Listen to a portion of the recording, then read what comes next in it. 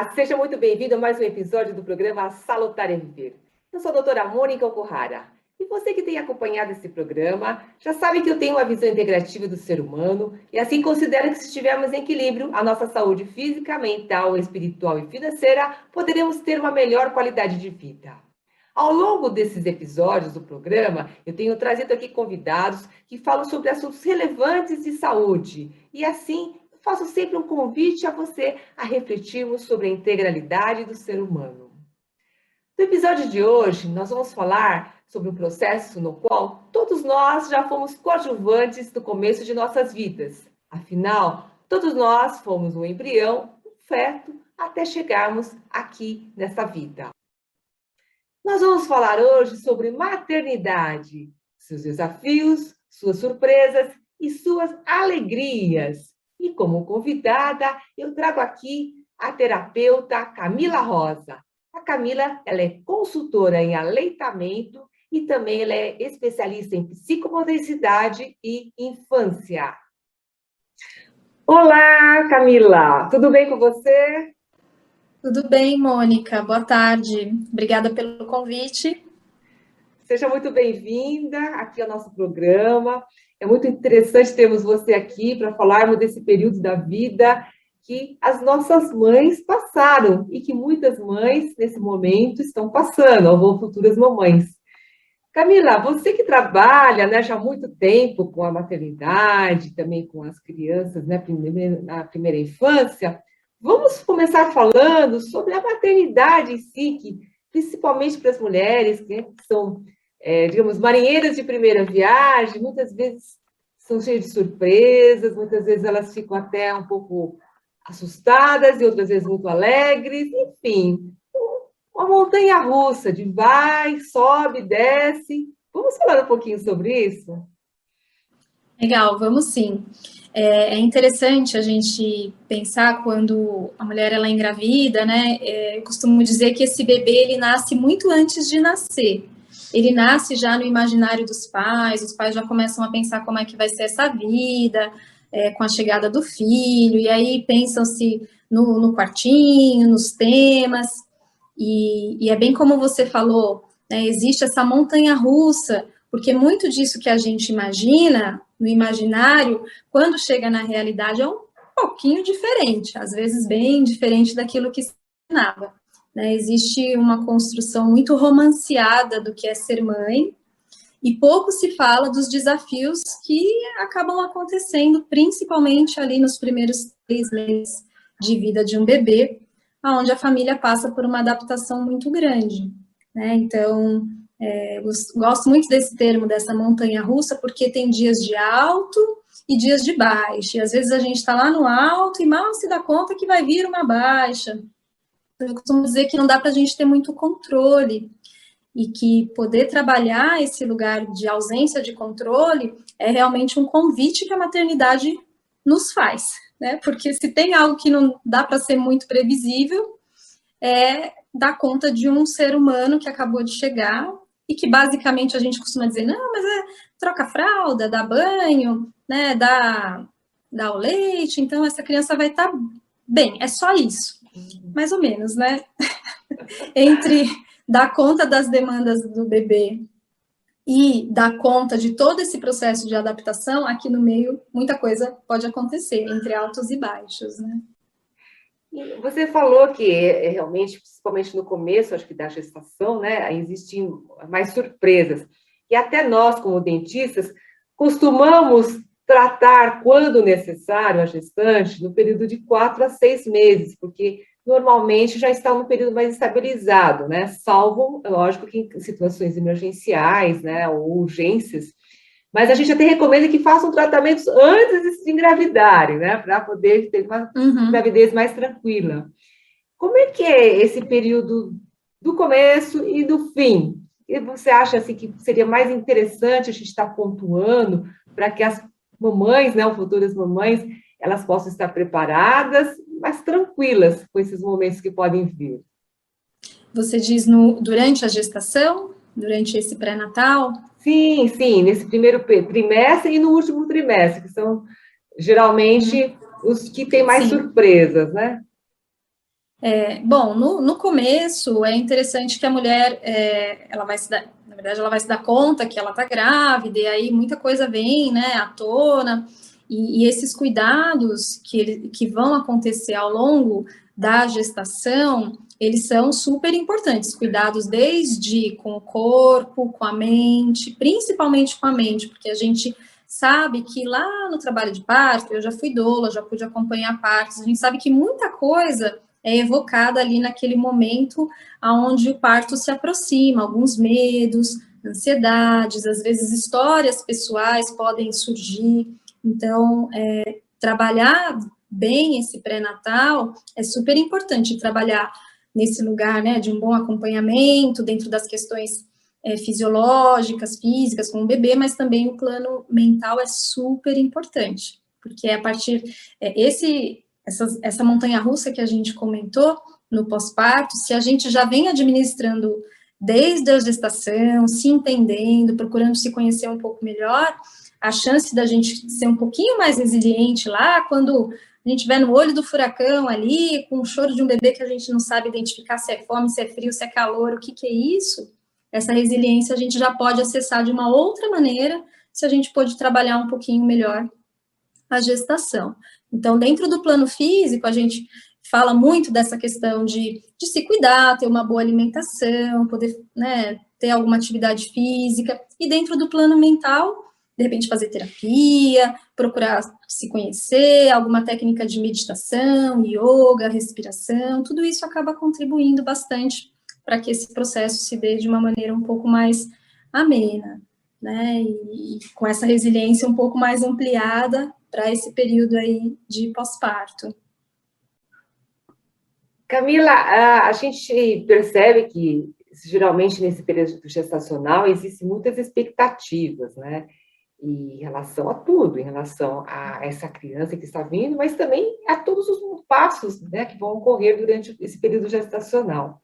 Agora, a gente teve um grande desafio desde o ano passado, com o advento da Covid-19, né? E como é que tem sido aí? O que você tem percebido dessas expectativas, esses desafios? Porque foi tudo muito novo para todos, né? Para toda a população mundial, mas, assim, os estudos estão, assim, em observação, né? Os estudos são observacionais, a gente não tem nada de muito concreto, né?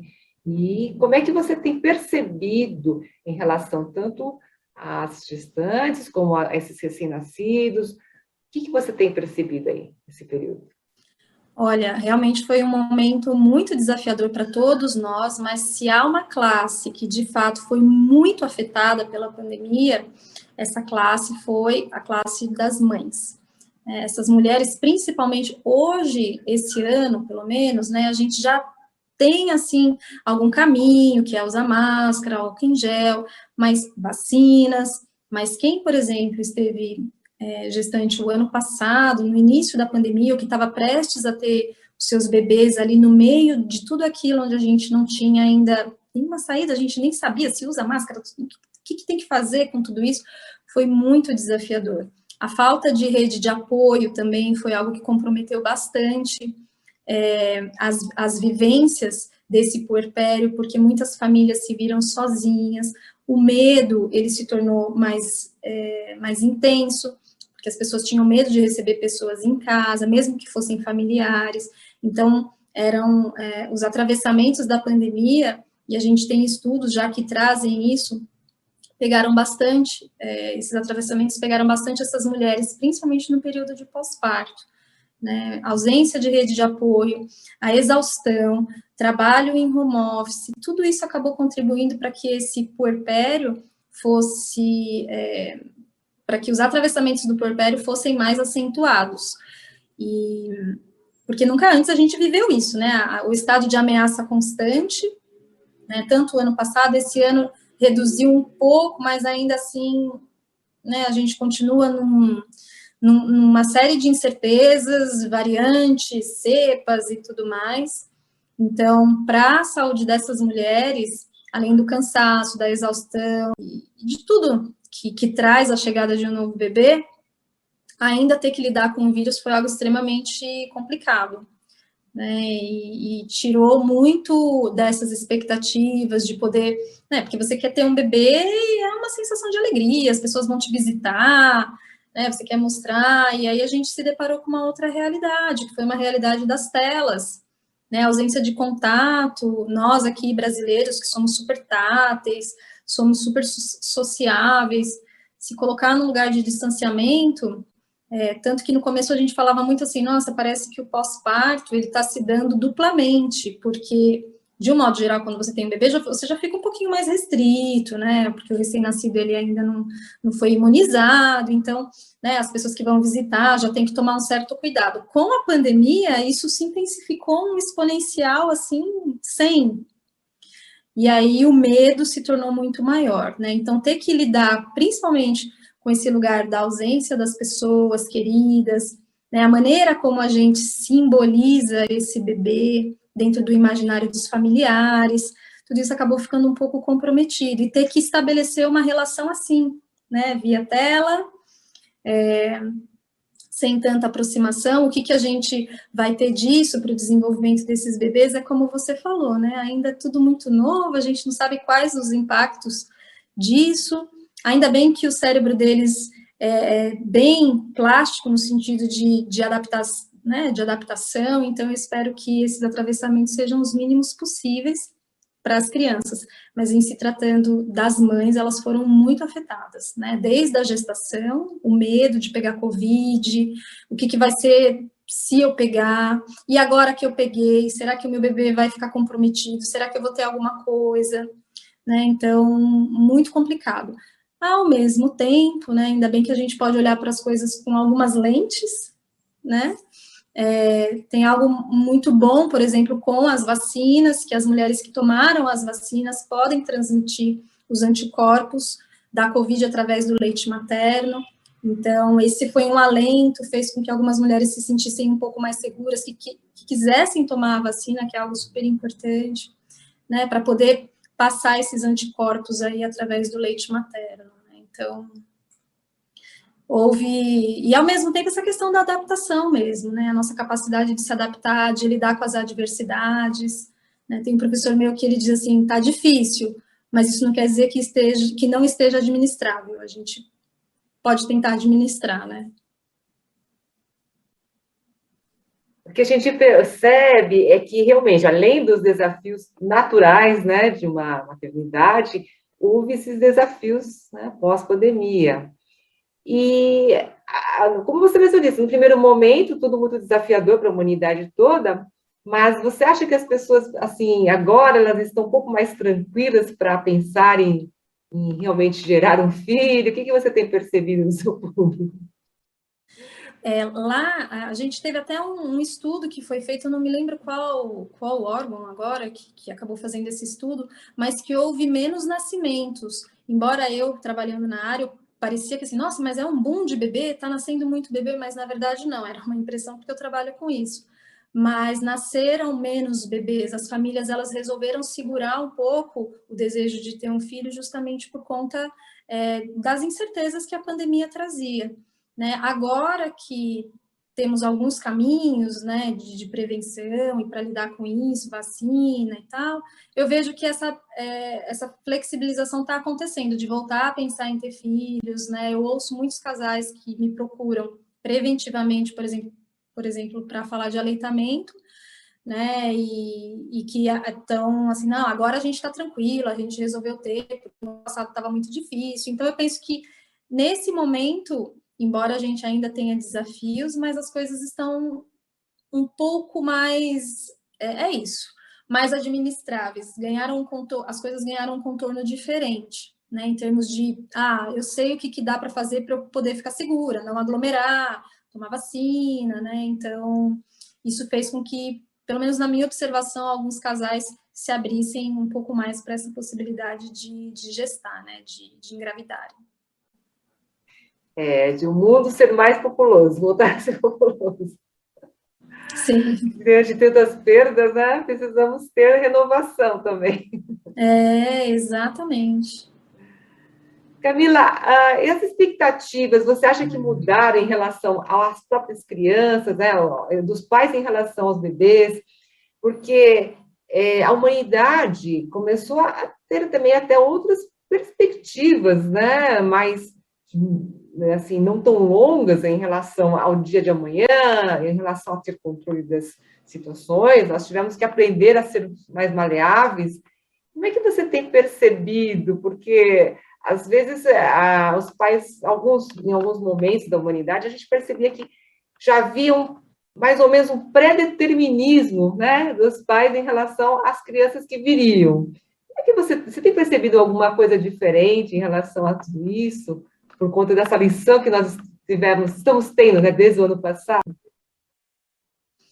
Olha, é interessante você tocar nesse ponto de um pré-determinismo e observar que, assim, eu não sei se determina, mas que influencia bastante, o cenário influencia bastante.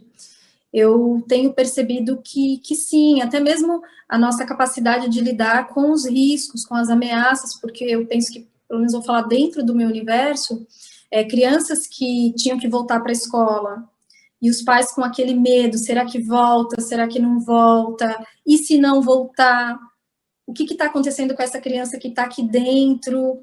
Uma vez eu fui fazer uma visita de aleitamento e tinha um menino de 4 anos que a mãe dele falou que ele segurava na grade e falava, eu estou preso, eu não aguento mais.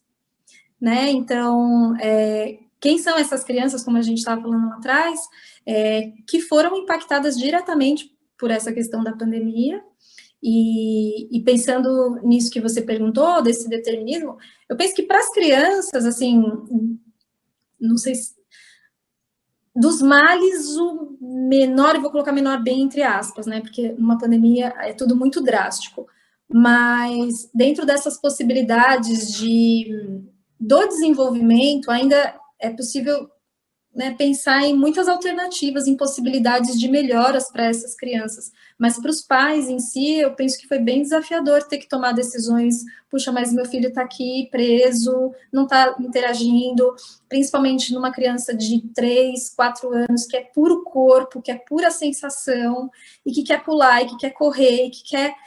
Né? E de repente essa criança não consegue. E o quanto que isso também era uma via de mão dupla, porque ao mesmo tempo que essa criança estava ali solicitando corpo, sensação, o quanto que esses pais também cansados, estando em casa.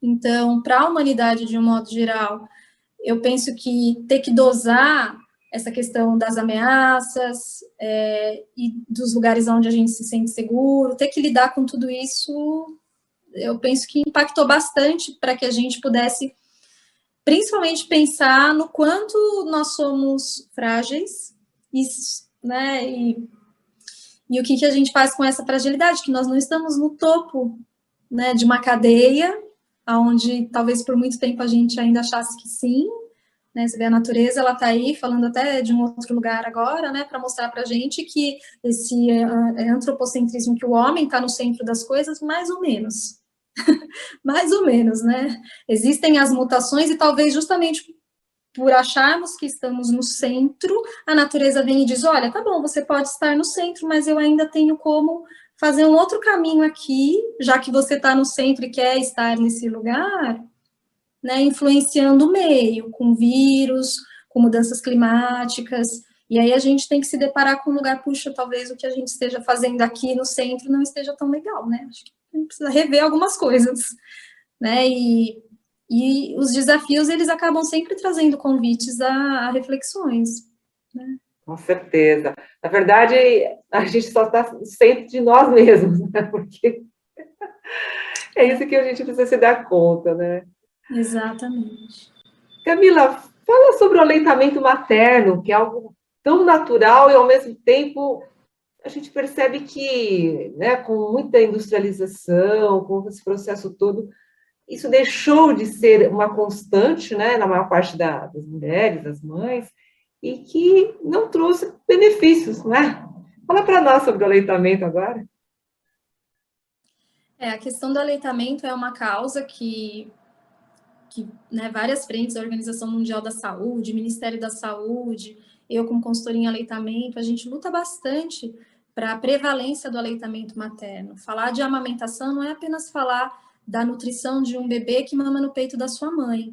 Falar de amamentação é falar que a mulher é capaz, que esse corpo é potente, que existe todo um sistema que vai contra isso. O sistema as marcas as grandes indústrias de alimentos substitutos, por exemplo, do leite materno, e que dizem que esses substitutos são tão bons quanto o leite da mulher, faz com que a mulher, né, talvez chegue a pensar que, bom, acho que se é tão bom quanto o meu, por que não dar esse que é tão bom quanto o meu, foi preparado desta forma?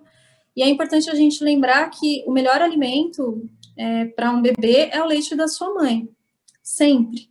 Né? Não existe substituto do leite materno que chegue na mesma categoria de nutrientes, minerais, que o leite materno pode favorecer para uma criança. Hoje a nossa média ainda é muito baixa, até 2000, não lembro se 2008 ou 2015, a média de amamentação era de 54 dias.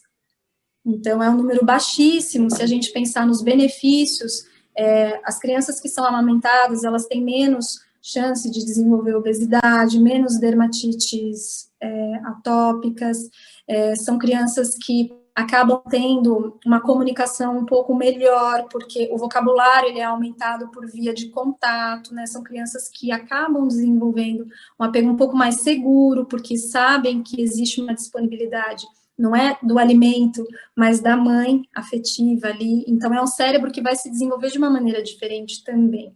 E a gente não está falando aqui que as mães que não amamentam amam menos, não é isso, não tem nada disso. A gente está dizendo que a gente precisa começar a abrir os olhos para a importância da amamentação.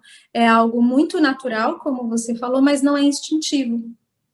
Né? Curiosamente, nessa parte, a natureza não fez um encaixe assim perfeito. O bebê nasce, pega o peito e mama. O que a gente tem aqui pode ter muito machucado, que dói, né? Não é para doer, mas muitas vezes por conta, né, desse manejo que não é tão bem feito, às vezes o bebê tem uma condiçãozinha oral, uma linguinha presa, e isso pode comprometer o processo. E se a mulher ela não estiver bem informada, a chance dela assistir é maior. E ainda com todos os mitos em volta da amamentação, como, acho que seu leite é fraco. Mas será que você tem leite bastante?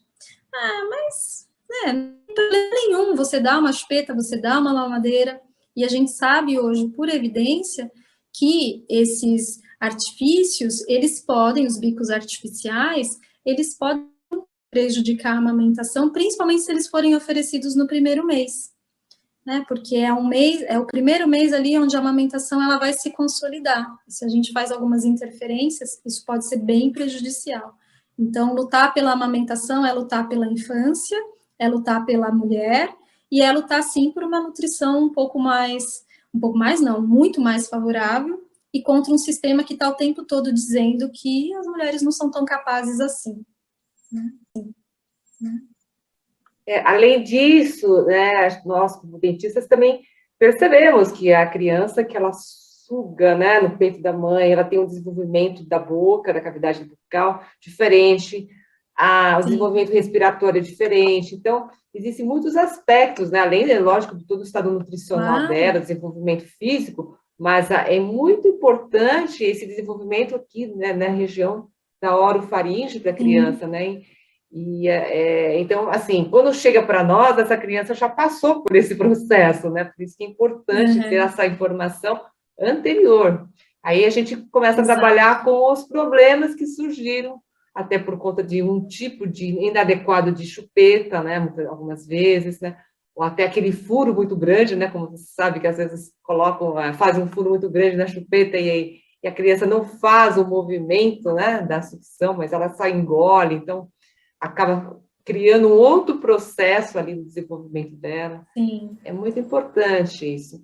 E, além disso, Camila, o interessante também é que a mãe, é lógico que quando, salvo as condições que você bem falou, que podem machucar, ou ter algumas situações desse tipo, mas existe também o prazer, né? Porque é o momento onde são liberados hormônios, né, como a ocitocina, que realmente faz essa união, né, com esse bebê que você bem falou aí, em relação ao futuro dessa criança, né, que nós estamos num mundo tão Sim. Desprovido, muitas vezes, de amor, de afeto, né, e a gente está tendo situações que poderiam ser bem resolvidas se fosse desde o do início dos primeiros dias de vida, né? Sim, exatamente. A ocitocina é um dos principais hormônios, né? Ela é responsável pela ejeção do leite materno, na hora que o leite sai, ali a mulher está liberando a ocitocina. O próprio contato com o bebê favorece essa questão do fortalecimento dos afetos, do vínculo, a ocitocina. Para quem está ouvindo essa palavra pela primeira vez, né, é um hormônio, a gente costuma dizer que ele é o hormônio da proximidade, do amor, do vínculo. Então, estar em contato com o bebê, aquilo que a gente comentou, né, favorece um lugar de apego muito seguro, né, e isso vai ser muito bom para o desenvolvimento dessa criança. E aí, fazendo um link, né, com todo o processo do que a gente tem conversado aqui, a gente tem por evidência que as mulheres que se informam sobre aleitamento materno durante a gestação, elas têm mais chance de prevalência de aleitamento até o 6º mês, exclusivamente, por conta dessa informação que foi recebida ao longo da gestação ainda. E dentro das configurações aí, companheiro, companheira, é importante que ambos estejam juntos, se informando sobre a amamentação, para que eles falem a mesma língua, para que o casal fale a mesma língua, porque de repente a mulher quer muito amamentar e ela quer que o leite dela seja ofertado ali, ela quer construir essa relação dentro desse lugar, e às vezes a gente tem um companheiro ou a avó que às vezes, não, mas isso é bobagem, mas não precisa disso, né? Então é importante que, primeiro, né, a dupla ali, companheiro, ou a configuração que se instalar ali, estejam muito coesos nesse sentido, e se de repente tem uma avó que às vezes, né, é legal convidar para fazer uma visita ao pediatra, leva num pediatra a favor da amamentação, para poder, né, ter isso bem consolidado, né, para todo mundo falar a mesma língua. Esse ano o tema do Agosto Dourado, que é o mês onde a gente celebra o aleitamento materno, mundialmente a gente tem a Semana Mundial de Aleitamento. O tema foi que a amamentação é uma responsabilidade compartilhada, é uma responsabilidade de todos. Então, todo mundo precisa estar nessa causa junto com essa mulher e esse bebê. Muito bacana, Camila, muito bacana. Fala para nós, agora que a gente já está chegando no finalzinho, fala do seu trabalho para o nosso público conhecer você. Bom, eu sou terapeuta, trabalho bastante com o público feminino e materno-infantil, desde a concepção, gestação e pós-parto, principalmente pós-parto, que é o meu lugar ali de coração, onde eu trabalho com as mulheres, com os bebês na questão do aleitamento materno. E estou bem feliz de estar aqui falando um pouquinho do meu trabalho, trazendo um pouco desse olhar à luz de tantos desafios aí que a gente tem vivido. E muito obrigada, Mônica, pelo convite. Foi muito bom poder estar aqui nessa conversa. Obrigada a todos que também vão nos acompanhar aqui. Eu agradeço você, então, Camila, por essa sua dedicação às vidas novas que estão chegando aqui no mundo, né? E auxiliando essas mães, que realmente é um momento tão único e, às vezes, tão desafiador, né? Isso é muito importante, ter pessoas como você, que fazem esse trabalho belíssimo, né? E dá aquele... É um diferencial para esse novo ser que está chegando, é um diferencial muito grande, importante isso. Muito obrigada, então, pela sua atenção, pelas suas informações, e nós vamos deixar aqui os contatos das nossas redes sociais, e você, telespectador, você tem dúvidas, você quer saber mais sobre esse tema tão rico, fale com a Camila. Ela está ali na rede social como Mila Rosa, nós vamos colocar aqui os contatos. Eu tenho certeza que ela vai ter o maior prazer em te receber, te orientar, te apoiar, nesse momento tão lindo da vida. Tá bom? Muito obrigada a todos, fiquem conosco e até o próximo episódio. Tchau, tchau. Tchau, tchau, muito obrigada.